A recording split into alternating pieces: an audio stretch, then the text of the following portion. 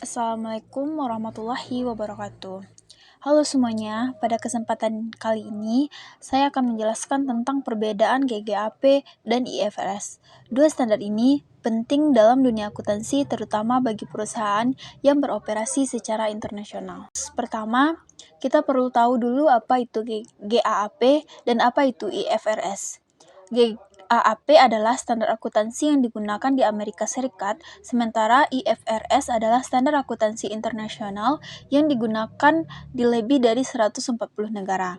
Karena banyak perusahaan melakukan transaksi lintas negara, memahami perbedaan GAAP dan IFRS sangat penting.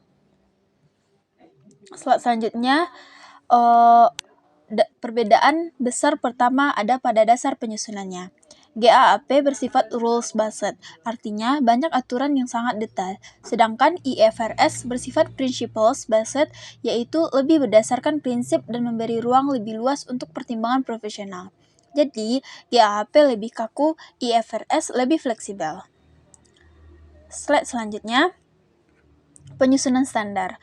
GAAP diterbitkan oleh FASB, yaitu Financial Accounting Standards Board, sedangkan IFRS diterbitkan oleh IASB, yaitu International Accounting Standards Board. Keduanya adalah lembaga resmi yang mengatur penyusunan standar akuntansi. Selanjutnya, penyajian laporan keuangan. Dalam penyajian laporan keuangan, GAAP tidak mewajibkan format tertentu, namun biasanya membagi aset ke dalam aset lancar dan tidak lancar. IFRS juga membagi demikian, tetapi penyajiannya lebih fleksibel, bahkan sering menempatkan aset tidak lancar lebih dulu dibandingkan aset lancar. Slide selanjutnya adalah persediaan.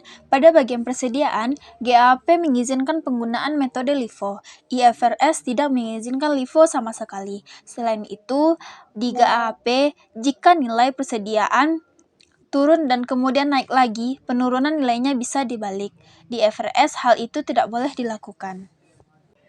Selanjutnya, aset tetap. Dalam perlakuan aset tetap, GAAP menggunakan historical cost, jadi aset dicatat berdasarkan harga perolehan. Sementara IFRS memperbolehkan revaluation model, yaitu aset bisa dinilai ulang sesuai nilai wajar. Ini membuat IFRS sering dianggap lebih mencerminkan nilai aset yang sebenarnya. Slide selanjutnya adalah pendapatan atau revenue recognition. Dalam pengakuan pendapatan, GAAP memiliki banyak aturan teknis untuk tiap industri. IFRS menggunakan model 5 langkah, IFRS 15 yang lebih umum dan berbasis prinsip. Karena itu, IFRS biasanya lebih mudah diterapkan dalam berbagai jenis transaksi. Slide selanjutnya adalah goodwill. Goodwill menurut GAAP dan IFRS sama-sama diuji impairment setiap tahun. Namun, IFRS menggunakan konsep Cash Generating Unit atau CGU dalam pengujian impairment, sehingga metode penilaiannya agak berbeda dengan GAAP. Slide selanjutnya adalah development cost. Dalam pengembangan atau development cost, GAAP yang mengharuskan sebagian besar biaya langsung dibebankan sebagai beban.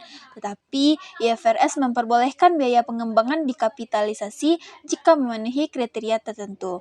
Ini membuat laporan keuangan IFRS bisa menunjukkan aset tak berwujud yang lebih besar.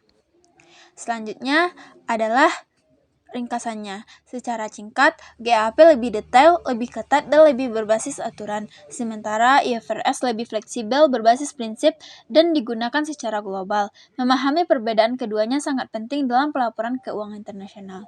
Sekian presentasi saya. Jika ada kesalahan kata, mohon maaf. Wassalamualaikum warahmatullahi wabarakatuh.